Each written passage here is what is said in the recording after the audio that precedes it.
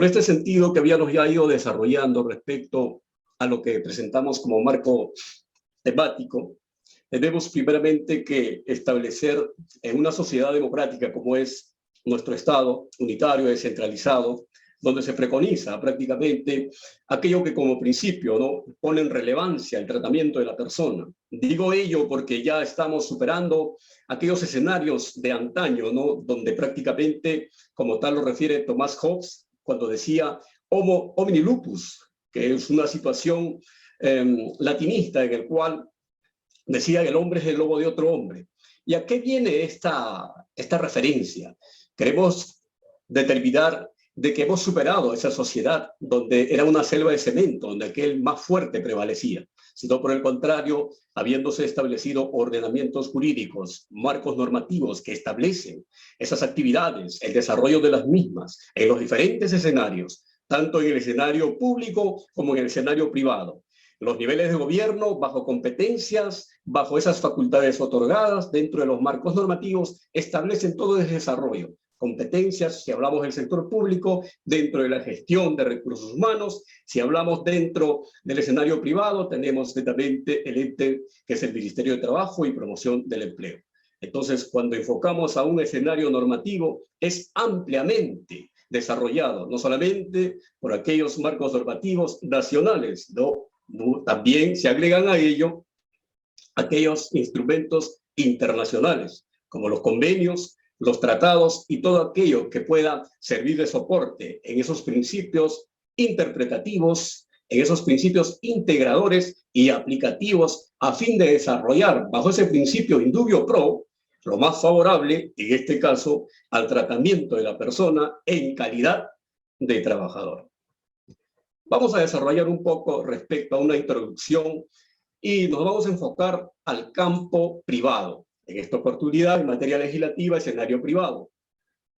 Si bien es cierto, no es una norma muy extensiva, pero sí es específica, taxativa y muy sucinta respecto al tratamiento de la persona dentro de la actividad laboral privada. Nos referimos al Decreto Legislativo 728, el cual rige respecto a las facultades, las obligaciones, los derechos, los deberes, bajo esos principios que esbozan, conforme dice el tratadista y laboralista Nieves Mujica, ¿no?, que toda relación laboral deberá estar complementado de aquellos que se puedan instrumentalizar por medio de marcos normativos que atienden al hecho de poder proporcionar, evidenciar y sobre todo reglamentar aquellas funciones, aquellas actividades, el desarrollo de los mismos, las competencias, las limitaciones de los mismos. Y es por ello que en recurrencia de esos principios, como es el principio pro homine, el cual el Estado, en su primer artículo de nuestra Constitución, establece claramente que la defensa de la persona, el respeto a su dignidad, es el fin supremo del Estado y de la sociedad. En esa línea tenemos que entender todo tratamiento normativo versa sobre la misma función en principio que no podemos dejar también de citar al principio pro actione, que todo lo que el Estado establece a través de sus políticas públicas rige en este nivel del sector laboral, del escenario social, sociolaboral. Podemos establecer claramente ese conjunto de ideas que el legislador ha tenido que recurrir a ese conocimiento hermenéutico, doctrinario, a esos antecedentes jurisprudenciales a fin de determinar aquello que sea más razonable y propicio, aplicable a este escenario laboral. Cuando nos referimos a escenario laboral, al campo de la actividad laboral privada. El decreto legislativo 728, denominado comúnmente como Ley del Fomento del Empleo, Ley de Productividad o Competitividad, debidamente reglamentado, debidamente acompañado de su texto único ordenado y todo aquel conjunto de normas que establecen que esa relación que va a producirse dentro del escenario laboral sea en cumplimiento de la norma sustantiva, de aquellos convenios también que de alguna forma van a servir de esa integración para poder determinar que toda competencia que pueda ejercerse, llámese como un acto jurídico medio un contrato laboral, esta no se desvirtúe, no se desnaturalice, no sea lesivo. Y es por ello que el decreto legislativo 728 dice claramente regula las relaciones entre empresarios, hablamos de personas jurídicas, y trabajadores dentro de las empresas. Se constituyó como un conjunto de protección en beneficio de los más débiles. Y es que tenemos que entender, estimados participantes, que cuando se habla de un tratamiento de la persona en el escenario laboral, no es un mero hecho de simplificarlo a una idea o una interpretación de subordinación, obligación, remuneración o pago o cumplimiento de horario. No, por el contrario, tenemos que establecer de que es un margen amplio respecto al tratamiento, porque esto deviene que ante un incumplimiento existe una fase normativa de sanción, existe una fase punitiva en el aspecto del proceso judicial. Entonces, por ello que el máxime de esta norma radica en un principio tuitivo del Estado, que se sirve en este caso el ente regulador a fin de determinar las competencias aplicables para el mejor desarrollo de los diferentes tipos contractuales que más adelante vamos a referir. Lo que quiero preconizar y también dejar claro es que el tratamiento de la persona dentro del escenario laboral no es un hecho desierto, no es un hecho que se resume a una contraprestación económica subordinado a una actividad laboral, sino por el contrario, el Estado otorga protección más allá de aquello que se puede determinar como una contraprestación, sino protege el principio fundamental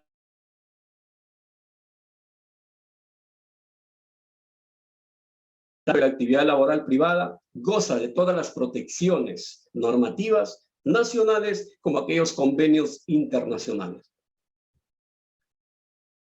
Definimos los contratos laborales en formas simples para no de repente ampliar el concepto, aquello que se va a definir como una actividad recíproca llevada a cabo bajo el ejercicio de las voluntades bilaterales. Por una parte, el empleador, por la otra, el trabajador, concurren en un escenario de derecho de otorgar un empleo y aquel que requiere ocupar un puesto laboral a cambio, lógicamente, de una remuneración, conforme lo establece el artículo 23 de nuestra Constitución Política. No existe un trabajo ad honorem. Asimismo, el artículo 22 también establece que tenemos el deber y el derecho a un trabajo. En ese sentido, la configuración de este acto jurídico se produce mediante un contrato laboral, el cual se sirve de la norma civil, se sirve del texto único ordenado, Decreto Supremo 00397-TR, para establecer todas aquellas competencias, limitaciones, plazos y las formalidades que deben gozar este instrumento que se celebra de una parte el empleador y de la otra el trabajador. Continuando, tenemos que referirnos a este hecho en forma de diagrama en el cual identifica una situación en la que debemos tener bastante cuidado al poder identificar. ¿Por qué? Refiero al cuidado porque muchas veces estando de repente del lado del empleador, se ha venido utilizando estas figuras de una forma desnaturalizada cuando nos referimos a los elementos de la relación laboral. La identificación de estos elementos se dan a raíz de un hecho que debe configurar en forma sucinta y precisa y taxativamente, mejor dicho en palabras simples, aquello que identifique en su fondo real o una realidad exacta cuando se produce ese vínculo laboral. Tenemos estos tres elementos que identifican a manos y observatorio de los juzgadores, de aquellos que puedan tratar en materia administrativa la identificación respecto a una vinculación y determinación de los mismos. Tenemos a la prestación personal de servicios, la remuneración y la subordinación. La participación de estos tres elementos configuran una relación laboral. La inexistencia de alguno de estos tres elementos configuraría una desnaturalización o una errónea interpretación respecto a una vinculación formal llevada a cabo mediante un contrato de trabajo. Para simple ejemplo, el efecto que no exista subordinación, estaríamos hablando de un acto de contraprestación, pueda llamarse un contrato civil o pueda determinarse como un contrato de locación o recurrir a la figura de prestar servicios por recibo por honorarios. Pero cuando estamos hablando de un contrato de trabajo, es necesario que concurran estos tres elementos. Ya hemos referido a ello, vamos a pasar en esta oportunidad a las características que deben componer un instrumento contractual en el escenario laboral. Consenso, de por cierto, la participación bilateral lleva en esa conjunción a determinar que de forma voluntaria se celebre pues esa relación, ese vínculo, ¿no? Puede ser de forma escrita, verbal, o también puede carecer de ella, porque recurre la interpretación y la presunción que la norma misma otorga. El Decreto Supremo 003-97-PR establece en su artículo 4 la existencia de los tres elementos que ya hemos referido. De por sí advierte una relación laboral y presume un contrato a plazo indeterminado, que quiere decir que la figura que un empleador puede utilizar, dejando de repente de lado la aplicación o la identificación de un contrato específico respecto al tratamiento de un trabajador dentro de su escenario laboral, no favorece en nada al empleador, sino por el contrario, lo define como aquel que ha omitido fraudulentamente a la ley. Es por ello que es necesario constituir esos documentos contractuales llamados contratos de trabajo a fin de determinar y también delimitar responsabilidades. Tracto sucesivo, tenemos claramente que eso se desarrolla en el transcurso de la misma actividad. La contraprestación personal, en este sentido, basado en lo que ya hemos referido los tres elementos, no recurre a otra figura, sino a aquello que concurre bajo esos principios de continuidad, bajo esos escenarios de crear un puesto en el cual se tenga que definir que se respeta ese principio de continuidad. Oneroso, ya hemos definido claramente el artículo 23 de nuestra Constitución, es más, en este sentido, participante cuando define que no hay un trabajo honorífico o ad honorem, no hay un trabajo gratuito, para ser más preciso. Personal, como ya habíamos establecido, la relación laboral o la vinculación laboral nos conlleva a un escenario de prestar el servicio de una forma personal, ¿no? Hacerlo por medio de otra persona configura un hecho distinto a una prestación personal y por ende sería un servicio de tercerización. En ese sentido, ya está establecido en este artículo 4 del Decreto Supremo 003-97-TR, la participación de ese elemento de una prestación personal. Sinalagmático, prestaciones recíprocas, bajo el principio de la buena fe, participan ambas partes, trabajador, empleador. Subordinado está más que preciso, aquello que se presta una actividad física dentro de esa jornada, dentro de ese horario laboral, a fin de que la actividad empresarial, lógicamente, tenga ese auge, tenga ese resurgimiento cada día, con la finalidad de lograr esos objetivos, ¿no?, establecidos en sus planeamientos, o misión o visión empresarial, según corresponda. Vamos a ingresar al escenario de los contratos de trabajo. Hablábamos de tipologías. ¿Existen diferentes tipos de contratos? Claro que sí. Dentro del escenario laboral privado, ¿no?, existe. El decreto legislativo establece el tratamiento de los mismos en sus diferentes vertientes, a las diferentes aplicaciones, necesidades, la producción de hechos que concurren en la invocación de los mismos. Es necesario por ello determinar qué tipo de contrato es aplicable dentro de la actividad a fin de no decaer de repente en un ejercicio fraudulento, ¿no? Esto es con la finalidad de que la ley otorga. La ley previene, pero también tenemos que entender que la ley sanciona. La ley sanciona el hecho de que el empleador, conocedor de esta materia, a fin de aplicar de una forma correcta la misma, no recurra a un hecho de poder usar los criterios que establece esta norma y puede recurrir a unas actitudes o conductas contrarias a las mismas. En este sentido, por criterio propio y premisa de la norma, establece que el contrato de por sí debería venir en indeterminado dentro de un escenario laboral privado.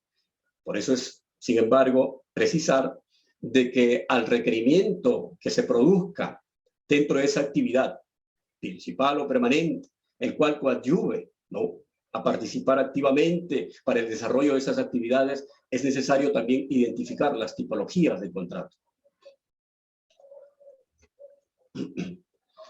El contrato a plazo indeterminado es la figura principal respecto al tratamiento de este decreto legislativo 728 en materia de determinar ¿cuál es la finalidad bajo el principio tuitivo del Estado?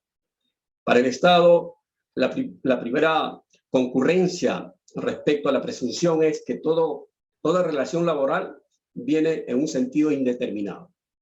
A la no celebración del mismo en forma escrita se identifica, artículo 4 del decreto supremo ya referido, el 00397-TR.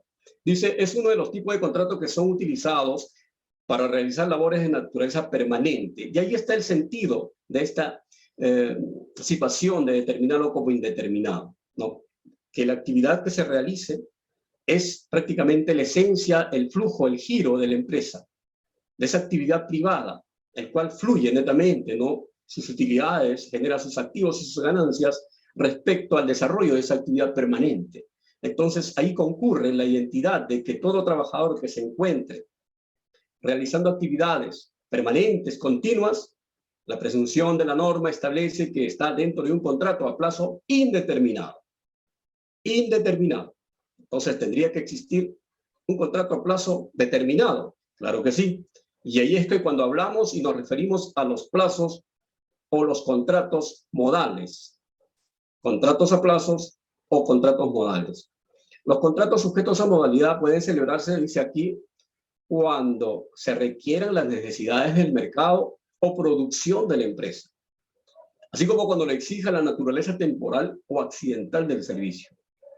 La recurrencia y relevancia de este aspecto normativo que establece las modalidades de contrato tiene una relevancia dentro de su identificación y desarrollo. ¿A qué nos queremos referir? De que la aplicación de los mismos debe nacer de una razón objetiva bajo un nexo causal que providencie la utilización de este tipo de contratos. Definiendo ello, podemos establecer que no se puede estar aplicando diversos contratos con la única finalidad de eximirnos como empleadores de nuestras responsabilidades respecto a los beneficios sociolaborales de nuestros trabajadores. Es una forma preventiva del Estado. Ya estableció las normas claras. Concurre el conocimiento, la omisión, el dolo, el fraude. Ante esta institución de este marco normativo que ya estableció los puntos claros sobre el tratamiento, ¿no? Respecto a la mejor aplicación, en recurrencia a aquello que provenga. Cuando hablamos, por ejemplo, del contrato por inicio de lanzamiento de una nueva actividad, es un hecho que se genera y se providencia del interior de la actividad empresarial. ¿Qué quiere decir? El empresario quiere expandir, ¿no?, sus competencias y actividades económicas a fin de generar mayor ingreso o capacidad económica. Claro está, en un estado de libertad donde existe el libre mercado, promueve el Estado netamente pues el auge empresarial. Entonces, podemos recurrir a esta figura ante una apertura de una nueva sede o ante una actividad, un incremento de actividad dentro del mismo escenario en el cual pueda producir más fuentes de trabajo con la finalidad de poder determinar a corto plazo si aquello que hemos emprendido va a resultar rentable. Podemos recurrir a esta figura de contrato por inicio o lanzamiento de nueva actividad. Sin embargo, cuando hablamos de un contrato por necesidad de mercado, no es una figura que concurre pues a un hecho de establecer que cuando voy a producir más, netamente tengo que establecer este tipo de contrato, sino este contrato de necesidades de mercado se origina de un agente externo, de una necesidad que se aproxima a mi actividad, con la finalidad de decir, atiende mi requerimiento, mi necesidad. Entonces, también es necesario recurrir que tiene ciertos plazos, tiene características que concurren para poder determinar la aplicación, el uso de este tipo de contratos. Cuando nos referimos a un contrato por reconversión empresarial, en la mayoría de los casos se produce un hecho de una modernización o de un adelanto tecnológico, la aplicación del mismo dentro de esa actividad a fin de repotenciar, ¿no?, nuestra logística, la producción de los mismos. Entonces, por ende, también es aplicable en ciertos sentidos o situaciones, no siempre. Cuando hablamos de contratos de naturaleza accidental, su nombre mismo lo dice, el contrato ocasional, aquello que no configure el uso para el cual es la actividad permanente o la actividad principal del giro de la empresa. El contrato de suplencia netamente concurre en auxilio de aquella suspensión laboral producto de un hecho, ¿no? Un hecho que devenga enmarcado en un marco normativo, como es una licencia de maternidad, una licencia de paternidad, una licencia por adopción, una licencia por ser de repente participantes en un escenario competitivo de competencia deportiva, un deportista calificado, o ser miembro del sindicato, o ser miembro del Comité de Seguridad y Salud en el Trabajo, entre otras licencias. Entonces, necesita que ese puesto laboral sea suplido y el empleador tiene la prerrogativa de acudir a este tipo de contratos de suplencia, suplir aquel que por un momento y breve plazo ha sido suspendido del puesto laboral, no por un hecho sancionador, sino porque la ley concurre y le otorga al empleador esa facilidad de recurrir a este tipo de contratos respecto a un nuevo integrante a la familia laboral. Son contratos de obra y servicio, el contrato específico. Y esto concurre una idea principal, porque el contrato específico debe guardar una sinergia entre lo que se denomina como específico, sea obra o servicio, y el plazo y la duración del mismo, cuando nos referimos al contrato.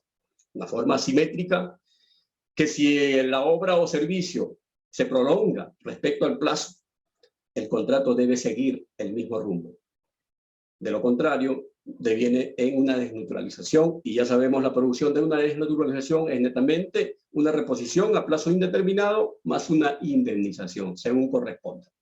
El contrato intermitente, esto recurre siempre a situaciones en las cuales se desarrollen actividades que sean necesarias de acuerdo a su naturaleza geográfica, de acuerdo al rubro del desarrollo, de acuerdo a las competencias y actividades que concurren en esta materia cuando tratamos el contrato intermitente.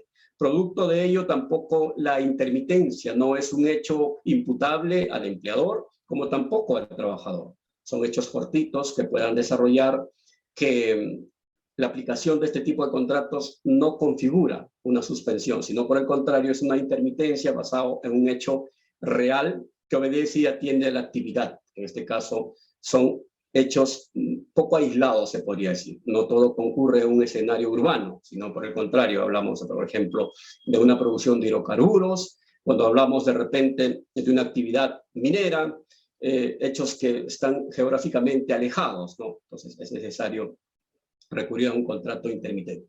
El contrato de temporada, su nombre lo define por sí mismo, ¿no? Fechas en el cual se estipula, se establece la recurrencia y el compromiso de poder recurrir a este tipo de contratos a fin de no lesionar quizás los derechos del trabajador y tampoco incurrir en una fraudulencia respecto a la ley. Y desarrollemos un poco cuando referíamos a la temporalidad, ¿no? Hechos que concurren a una duración aproximada, modalidades, plazos, como lo define a este tipo de contratos. Contrato por inicio o lanzamiento de una nueva actividad, ya habiendo referido, tiene una duración máxima de 3 años. Contrato por necesidad de mercado también tiene una duración de 5 años, cuando nos referimos a los plazos de duración. Contrato por reconversión empresarial, una duración de 2 años. Esos son los criterios que la norma ha establecido, ¿no? Con la finalidad de que la actividad principal no pueda hacer una afectación a poder establecer que los contratos sean repetitivos durante un periodo muy alargado, muy aplazable, sino por el contrario ha determinado bajo razonabilidad, bajo ese principio de objetividad, ¿no? A fin de no que la norma no sea un vacío y crea prácticamente un acto lesivo para el trabajador y sea una ventaja para el empleador, ¿no? ¿Bajo qué principio? El principio tuttivo, ya hemos referido, el Estado protege a la persona. Quiere decir que la persona en calidad de trabajador nunca dejó de ser persona. En ese sentido, el Estado, su preocupación y su obligación, conforme así lo estima la misma Constitución, le obliga a establecer el marco normativo bajo esos principios tuitivos, indubio pro reo, primacía de la realidad, irrenunciabilidad de los derechos, principio de razonabilidad, principio pro actione, principio pro homine, y esos principios que esbozan respecto al tratamiento. Y si eso fuese poco, invoca las normativas supranacionales. Tenemos en los convenios de la Organización Internacional de Trabajo, tenemos la Declaración Universal de Derechos Humanos que concurren en el tratamiento de la persona. Por ejemplo, para hechos de discriminación, ¿no? Para hechos de hostigamiento, para hechos de violencia, que no solamente es violencia en la familia, sino también dentro del escenario laboral, dentro del escenario social, sociolaboral. Tiene una conjunción para el tratamiento y la aplicación bajo el principio integrador. No quiere decir que la norma civil pueda alejarse netamente de los derechos. La norma constitucional no se puede alejar de los derechos que corresponden a asistirle en calidad de trabajador. Entonces vamos integrando siempre las ideas de que cuando hablamos de un trabajador nos estamos refiriendo a una persona. Y es por ello que cuando esto atiende en escenarios judiciales como los tribunales, en la mayoría de la producción, el trabajador resulta beneficiado, favorable, no porque exista pues un arreglo no con el juzgador, sino por el contrario, el juzgador atiende a esos principios que establecen este marco normativo. El decreto legislativo nace de principios, como ya les he referido. Todos aquellos principios que he citado no son marcos normativos alejados del escenario laboral, sino por el contrario, concurren en un principio integrador y aplicativo. Contratos de trabajo de naturaleza accidental.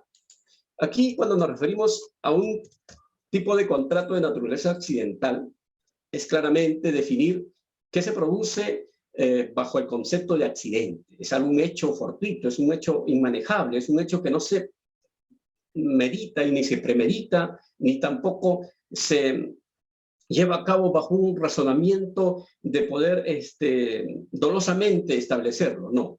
El accidente se produce bajo un contexto fortuito, bajo una situación que pueda devenir en cualquier momento. Entonces, por eso que determinas mediante este marco normativo llamado Texto Único Ordenado del Decreto Legislativo 728, cuando nos referimos al Decreto Supremo 00397-TR, un contrato ocasional se establece netamente a una duración clara de máximo de 6 meses al año.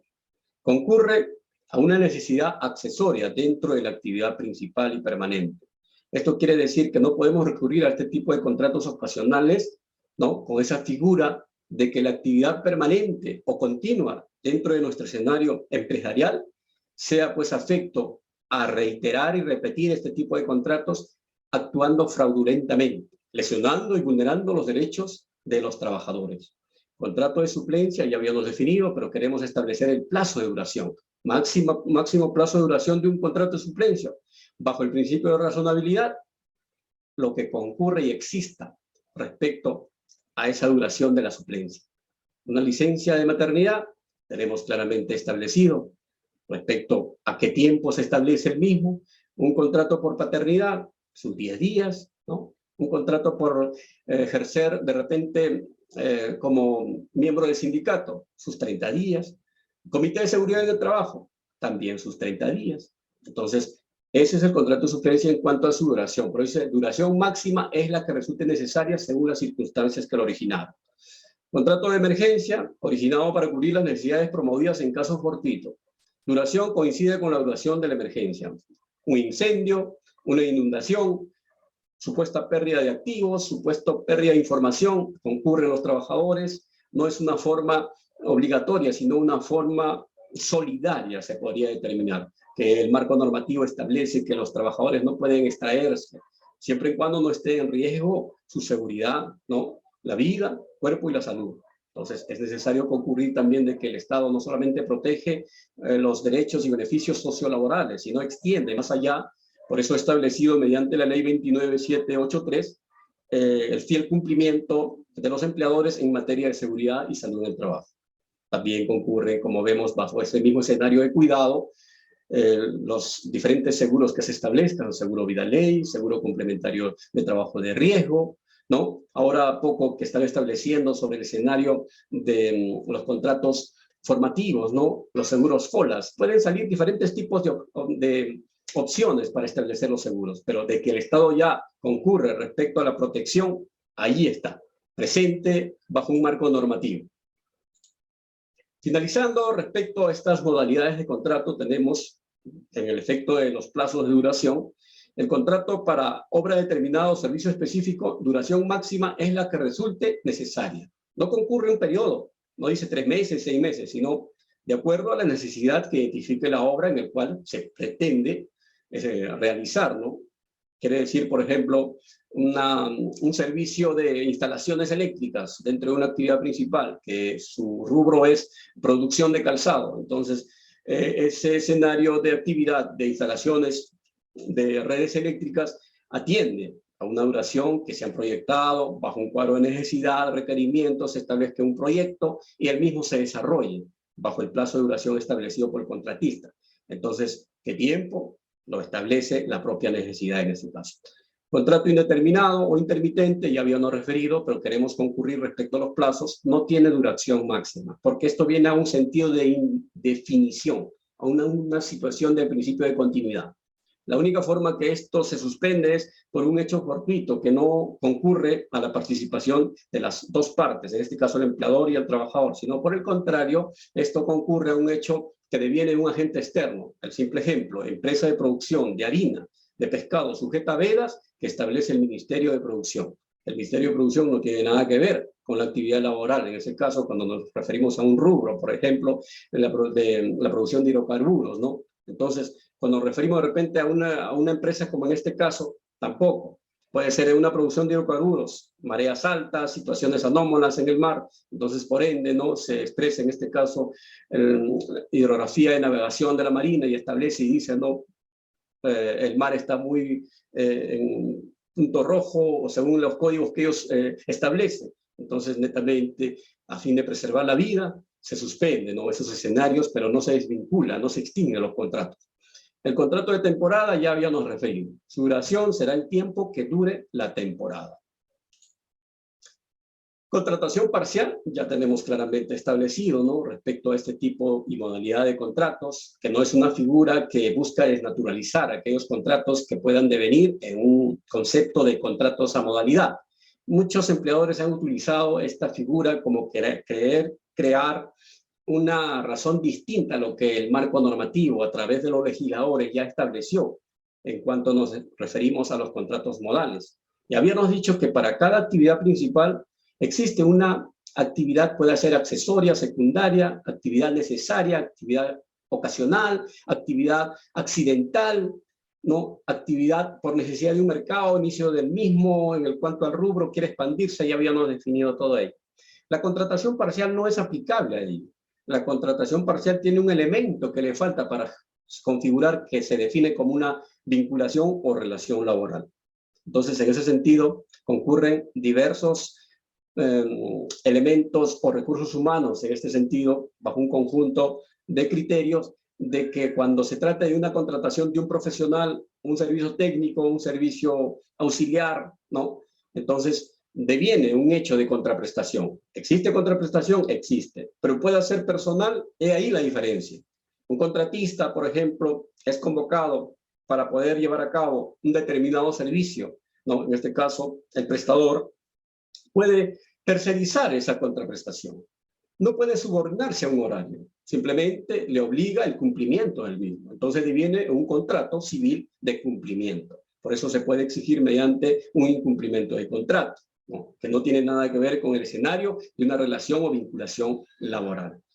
¿Qué se produce en ello? Actividades externas, ¿no? Que no tienen nada que ver con el rubro, el giro de la empresa y mucho menos con la actividad principal o permanente. Concurrir a este tipo de contratos por recibo de honorarios ya está definido por el mismo Tribunal Constitucional, que es un hecho lesivo, ¿no? Es un hecho que vulnera derechos fundamentales de un trabajador y por ende también ocasiona un perjuicio y es pasivo, en este caso, de una imputación de fraude a la ley por parte del empleador. Y las faltas administrativas, y peor aún si esto devendría un hecho lamentable, ¿no? Que este trabajador en esta condición contratado por locación de servicios pueda sufrir un accidente o una reducción incapacidad en el cuerpo, por decirlo así, ¿no? Pierde una extremidad. Entonces, concurre el hecho protector del Estado de que ha definido a este escenario de contrato como un hecho lesivo cuando queremos llevarlo bajo una acción fraudulenta y querer asemejarlo a un contrato sujeto a modalidad o querer asemejarlo a un contrato a plazo determinado. No concurren los tres elementos, porque aquí no existe subordinación. Puede existir un pago, puede existir una prestación de servicios, prestación de servicios también tiene la particularidad o tiene también la prerrogativa de poder ser tercerizado, ¿no? No netamente puede ser prestado por aquel que ha suscrito ese tipo de contrato de locación. Nota importante, esto es relevante, sí, porque habíamos definido la duración de cada uno de los tipos de contrato. Entonces, en este escenario, tenemos claro de que la sumatoria, el conjunto de la celebración de estos diferentes tipos de contratos no pueden ser realizados en un máximo superior a 5 años. El límite máximo es 5 años. Posterior a ello, ya este contrato se desnaturaliza y por ende ya sabemos qué puede producir ello, ¿no? Entonces tenemos que tener siempre las reglas claras dentro del escenario laboral. También el artículo 85 del Decreto Supremo 00397-TR nos establece a los empleadores la obligación, ¿no? No es una voluntad, no es una solicitud, sino una obligación del empleador a efectuar la capacitación a su personal. ¿Pero en qué materias? Materias que sean de competencia del rubro de la actividad y participen de forma benéfica a las partes, ¿no? Capacitarlos en materia de producción, en materia de formación, el uso de los recursos, la continuidad del buen uso, el desempeño competitivo, ¿no? La producción de esa identidad respecto a los objetivos de la empresa, el buen manejo y control, ¿no?, de las emociones dentro del escenario bajo la gestión de recursos humanos. Entonces, todo aquello que compete el tratamiento de la persona en el escenario laboral, concurrentemente con los diferentes marcos normativos, en los diferentes escenarios y estabilidades que pueda producir, tanto en el escenario material como en el escenario espiritual. Y cuando hablamos de espiritual no nos estamos refiriendo al tema religioso, sino espiritual es aquello que pueda producir una estabilidad emocional de que al empleador le importamos como trabajador y que el empleador sea observado por ese observatorio de los trabajadores como un empleador líder que se preocupa por sus trabajadores. Ese es el principio de esta norma. La formación no concurre a un hecho que vamos a capacitar al personal, el empleador, en escenarios distintos o ajenos al rubro o a la actividad que se desarrolla. De que es un hecho obligatorio, la norma sí así lo establece. En ese sentido, ¿cuáles son sus objetivos? Tenemos acá un desarrollo muy pronunciado respecto de qué produce objetivamente el capacitar al personal. Por ejemplo, uno de sus efectos grandes, incrementar la productividad. Entonces va en la misma línea de la política que establece el marco normativo principal, el Decreto Legislativo 728. ¿Qué refiere su título? Ley de Productividad y Competitividad. ¿Queremos mayor producción? Capacitemos al personal. Respecto a la misma producción, respecto al cuidado, a las buenas costumbres, a los hechos de ética, ¿no?, a la responsabilidad. Eso va a generar una empatía, un ambiente saludable dentro del escenario laboral, una gestión de recursos humanos que se preocupe por los mismos. Entonces, la identidad de un trabajador con el rubro, lógicamente, lo primero que va a preconizar es que no exista pues el abandono laboral, la renuncia. Entonces, los objetivos en este escenario están claros. La capacitación de personal también tenemos que establecer pues de aquellos conocedores en la materia, como es en este caso el tratadista principal Chavenato refiere que es el proceso educativo. Sin educación un país prácticamente pues no tiene ese soporte, ¿no?, ese soporte de conocimiento. Sabemos muy bien que el conocimiento es un hecho pues que ha conquistado más que la fuerza. La fuerza solamente se usa como último recurso, ¿no? Pero la fuerza emocional es otra cosa que a la fuerza física. En este sentido estamos estableciendo de que la capacitación es una razón predominante sobre la fuerza común, sobre el homo homini lupus, ¿no? Es un hecho ya que ha superado esos escenarios, sino que va más allá a una producción de crear una sociedad justa, equilibrada, aún que va más allá y atiende a aquellos menos favorecidos. ¿Bajo qué? El conocimiento del ordenamiento jurídico en materia sociolaboral, en materia de seguridad y salud en el trabajo. En este momento estamos desarrollando ello. ¿Qué sería si en este momento no entendemos de que el Estado ha promovido estas dos vertientes dentro del escenario del Decreto Legislativo 728 respecto a su preocupación y en atención a las necesidades que el trabajador tiene producto del desconocimiento, solamente atiende a su necesidad económica? Todo trabajador reconcurre, tiene familia, tiene hogar, tiene necesidades y lo único que busca es un puesto laboral. Pero tenemos que entender que el Estado no se preocupa solamente por crear fuentes de trabajo, sino ya el Estado ha establecido marcos normativos, ejercicios normativos que delimitan, ¿no?, en competencia. Por eso le decimos, cuando hablamos de legislación laboral, no es resumirnos a un hecho de un marco normativo, luego citar solamente. Esto es un tema muy amplio.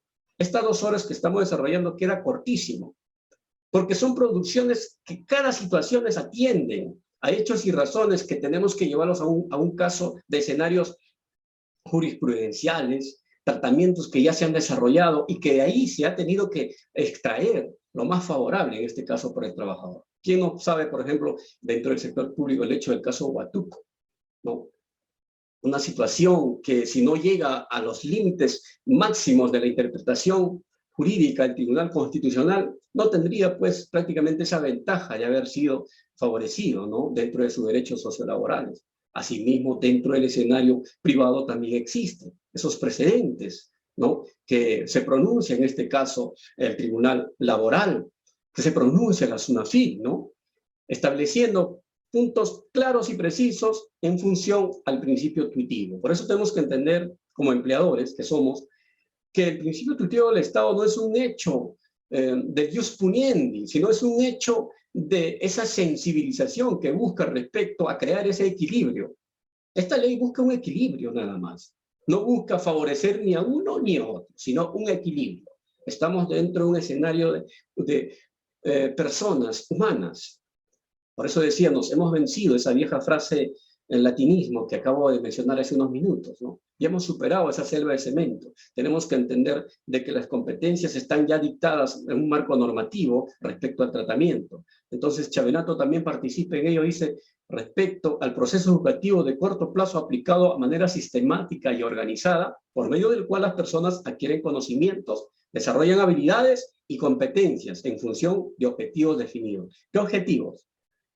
Por una parte, se puede sentir muy satisfecho aquel que ha sido capacitado, pero también si el empleador ha capacitado a este personal respecto a sus propios objetivos y metas que tiene como rubro, como empresa, ambos salen ganadores. Por eso es muy importante capacitar al personal. Eso se llama fidelizar también. Un personal capacitado que atiende a un hecho de que el empleador se interesa, pues, en su desarrollo personal y profesional, caramba, sería imposible de abandonar. Yo prácticamente, si sería trabajador, diría, pues, no, acá me tratan bien, acá siento que me valoran y me capacitan, me identifico, participo en lo que es el objetivo de la empresa. Me identifico con esta empresa, voy a continuar. Y también voy a continuar desarrollando. Capacitación, los objetivos, ya habíamos referido, incrementar la productividad, sobre todo ello, ¿no? Queremos mayor producción, capacitemos al personal. Evitemos los accidentes, el sentido preventivo, ¿no? El análisis de base que pueda crear el Comité de Seguridad del Trabajo sea de forma extensible. 10 minutos de capacitación, 15 minutos, no va a generar pérdida, sino compromiso, socialización, desarrollo de medio ambiente, ¿no? Manejo de emociones. Hay mucho que hablar en recursos humanos. Periodo de prueba. Dentro de este escenario laboral también ya tenemos definido claramente, existe 3 elementos respecto al tratamiento de los periodos de prueba. ¿Por qué 3 elementos? Porque concurren de acuerdo al grado de participación en cuanto a la afectación del tipo de contrato. Definimos en su forma general, son 3 meses. Todos sabemos ellos que es lo aplicable respecto al periodo de prueba, pero también hay una población laboral que son sometidos bajo este criterio que establece este marco normativo en el artículo 10 del Decreto Supremo 00397-DTR, que hay un periodo de prueba de 6 meses. ¿Y quiénes están inmersos en ellos? En este caso, aquellos trabajadores calificados que van a desarrollar, pues, actividades de confianza, ¿no? Que tienen ese principio de coordinación, ese principio de poder establecer, pues, las responsabilidades que el empleador les va a otorgar en un sentido de confianza. Pero también hay una población laboral que están afectos a un periodo de prueba de 12 meses. Caramba, un año entero pasar en un periodo de prueba. Es algo inconcebible, ¿no? No es inconcebible, la norma sí lo ha establecido. El personal de dirección. ¿Por qué? Porque a mayor cargo, mayor responsabilidad. Y a mayor responsabilidad, mayor evaluación. Seguramente ustedes, pues, que estamos aquí en este escenario, vamos aprendiendo todos estos temas que seguramente serán un granito de arena en el aprendizaje amplio que ustedes tienen dentro del desarrollo profesional, pero concurre porque tenemos que ser siempre bajo ese criterio de que desde que nacemos somos como una esponja. Vamos aprendiendo. Nadie nace sabiendo y nadie sabe todo, ¿no? Y es más, como dijo Aristóteles, ¿no? Como dijo claramente el filósofo, si el hombre en la raíz de continuar en este mundo, querer conocer todo aquello que pueda desarrollar como capacidad, pero pierde una cosa a raíz de la corrupción, pierde su alma. Pierde su alma. Entonces nosotros tenemos que entender de que la norma establece ese acercamiento a lo que sensibiliza el Estado como esos principios del mejor tratamiento respecto a la persona. En un sentido, de repente, más humanista, podríamos decir el afecto natural. Si nosotros pensamos de una forma egoísta, lógicamente, que todas estas cosas, como dicen los mexicanos, nos van a valer madre. Disculpen la frase, así dicen los mexicanos en su lenguaje. Quizás es vocablo de otro país, pero sin embargo, ellos refieren de esa forma. Pero si nosotros utilizamos la frase que dice, ya todo está dicho, pero nadie atiende. Pero como nadie atiende, tenemos que repetir cada día lo dicho. Entonces, si sabemos que estos periodos están establecidos, no podemos recurrir a otras figuras para desnaturalizar un hecho que ya está establecido. Recurrir a figuras como contratos fraudulentos, contratos inaceptables, desnaturalizados, que ya en este caso el juzgador se ha pronunciado. Jornada de trabajo, atiende en su conjunto, pues, artículo 5 de la Convención, en este caso 01, de la Organización Internacional de Trabajo, el artículo primero del convenio 171, la misma aplicación del mismo bajo interpretación del convenio 178 de la Organización Internacional de Trabajo, concurren también con nuestro marco normativo nacional o norma sustantiva, como es la Constitución, respecto al tratamiento, ¿no?, de la jornada de trabajo, que establece, no como un hecho que el Perú haya descubierto, ¿no?, sino por el contrario, a un nivel de tratamiento de más de 111 países, en una convención internacional se ha determinado como el horario, el cual se ha originado a través de esos antecedentes, por ejemplo, de la revolución industrial, ¿no?, donde prácticamente el trabajador era un esclavo, 14, 15 horas de trabajo, y aún los niños trabajaban. Entonces, esto deviene un hecho de reflexión cuando hablamos de jornada de trabajo. Perpetrar un hecho de vulnerar o lacerar estos escenarios de jornada prácticamente es denigrar una dignidad de la persona. Ingresar a ese campo de generar una denigración respecto al tratamiento de la persona. Valerse de un hecho de que porque remunero ese horario o subordino o modifico ese horario como empleador a fin de determinar mayor producción es prácticamente, pues, obrar en una función de querer vulnerar esos derechos que la norma ya ha establecido como derechos fundamentales. Entonces dice claramente el artículo 25, ¿no?, establece los 3 tipos de jornadas. ¿Cuáles son los 3 tipos de jornadas que establece el marco constitucional en el artículo 25? Jornada ordinaria, la que todos conocemos, la que dura 8 horas. La jornada reducida, ¿no?, que puede ser 4 horas, o según consecuentemente desarrollen las actividades, con todos los beneficios que ahora último se ha pronunciado la autoridad, y en este caso, la jornada típica o acumulativa. El horario de trabajo es lo mismo que jornada. En palabras que queremos de repente no distanciarlos, no es lo mismo, pero sí concurren. La jornada es la producción y sumatoria de aquellos hechos y actividades que se producen dentro del horario de trabajo. 8 horas al día, 4 horas al día, 3 horas al día, y concurren en la sumatoria y crean una jornada semanal, ¿no?, según la producción de actividad. Entonces, la jornada concurre un hecho incluso fiscalizado. ¿Fiscalizado por qué? Porque en este caso la Autoridad de Trabajo, SUNAFIL, ha establecido respecto al tratamiento y la publicación de esta figura de horario de trabajo. ¿Y cuándo se produce el horario de trabajo? Simple y llanamente no es un descubrimiento de Colón, sino es un hecho que se produce en la misma actividad. Horario de ingreso, horario de suspensión de labores a la hora de refrigerio. 45 minutos, retorno del mismo, es otro horario, y el horario de salida. La producción de esas suspensiones o de esos plazos que determinen ese horario durante el día se configura, pues, bajo esta denominación. Artículo, en este caso, el artículo 7, netamente, del Decreto Supremo 007, 2002-TR establece también respecto al tratamiento de los horarios, respecto a los registros. Decía, es un hecho fiscalizado, perdón, que la autoridad, en este caso SUNAFIL, establece que estas situaciones deben ir, o estos horarios deben ir fijados en lugares visibles a fin de que el empleador, y aún también en un sentido de publicidad, se pueda definir como un hecho que sea materia de conocimiento, ¿no? Materia de que se encuentre identificado qué actividad y en qué horario se está realizando. Entonces, la no publicación del mismo también es parte de una sanción por parte de la autoridad inspectiva, en este caso SUNAFIL. También dentro del tratamiento de la legislación laboral tenemos los descansos, ¿no? Un derecho también comprometido con el derecho fundamental, ¿no? Cuando hablamos del descanso, derecho a la tranquilidad, a la paz, nadie puede ser perturbado, pues, ¿no? Por eso existe el no allanamiento o allanamiento injustificado de domicilio, ¿no? Nadie puede ser perturbado en el mismo, ¿no? Salvo en estado de emergencia.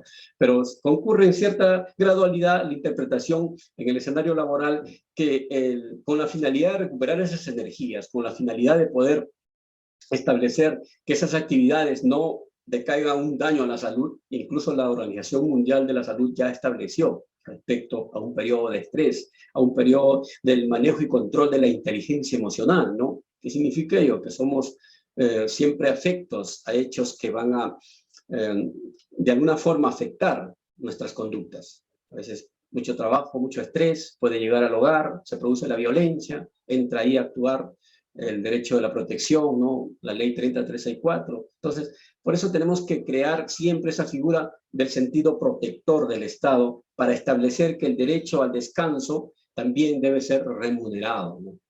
No se pueda crear una producción porque el empleador en ese caso podría concurrir a decir, pero si está descansando no debería pagarle, porque no me produce. Pero el Estado concurre y dice, no, un momentito, es el derecho al descanso. Es el derecho del cual él tiene la oportunidad de atender ese escenario familiar, ese entorno, esa paz espiritual, de acariciar a sus hijos, abrazar a su esposa, salir un fin de semana con su familia y restablecer fuerzas y regresar un día lunes, lógicamente, con esos ánimos de laborar. Y así que la norma dice, otórgale el pago. Los descansos remunerados ya tenemos claramente definido, así lo establece el marco normativo, el descanso semanal obligatorio, no menor a 24 horas, con la finalidad de crear ese equilibrio respecto al cumplimiento en el marco normativo y también el respeto a la salud de la persona, el cual así lo ha definido la Organización Mundial de la Salud, como ya había referido. Los descansos remunerados en días feriados, ya sabemos las compensaciones de los mismos. Pero también tenemos que definir acá algo, estimados participantes o aquellos que me escuchan, que existe una figura de consenso. También la norma en este caso produce ese hecho de crear una figura de que todo puede estar bajo una función y marco normativo, pero también atiende a un hecho de consenso. ¿Qué significa ello? Que existen las negociaciones colectivas, los convenios colectivos, existen los acuerdos. Porque habíamos referido que el hecho contractual o el contrato de trabajo va a un hecho consensual. Bien, muchas gracias por ver nuestro curso. A continuación vamos a brindarte detalles para obtener tu certificado, ya sea digital o físico, acompañado también de los materiales del curso que acabas de ver. Bien, para ello es importante que te puedas comunicar vía WhatsApp, ¿ok? Vía WhatsApp al 951-428-884 o también al 930-627-791 vía WhatsApp. Y nuestros asesores te estarán brindando toda la información correspondiente y los pasos a seguir para obtener tu certificado aquí en Perú. Y también recuerda, estamos certificando aquí en Latinoamérica también, si estás fuera de Perú, como en México, Ecuador, Colombia, Panamá, República Dominicana y otros países también puedes certificarte escribiéndonos delante de los números que estamos apreciando en pantalla con el prefijo más 51. ¿Ya? Bien, por otro lado, también mencionarte que tenemos los medios de pagos disponibles para Perú, los que estamos apreciando en pantalla, los principales bancos y aplicativos también. Y para los pagos internacionales contamos con Western Union y PayPal para la adquisición de tu curso, los materiales y tu certificado. Bien, sobre el certificado tienes dos opciones. Puedes obtener la certificación en la modalidad digital o también el certificado en la modalidad en físico. Recordando que el certificado digital te va a llegar a tu correo con todos los materiales en alta resolución y con el código QR también para que puedas validar en nuestro sistema tu certificado. El certificado físico se envía por encomienda hasta tu ciudad. Previamente también los beneficios antes mencionados del certificado digital también te van a llegar, ¿no? Acompañado del documento original, el cual se te va a enviar por encomienda. Ya trabajando más de 4 años, estamos certificando a miles de profesionales aquí en Perú y también en Latinoamérica, ya en los diferentes cursos que estamos ofreciendo.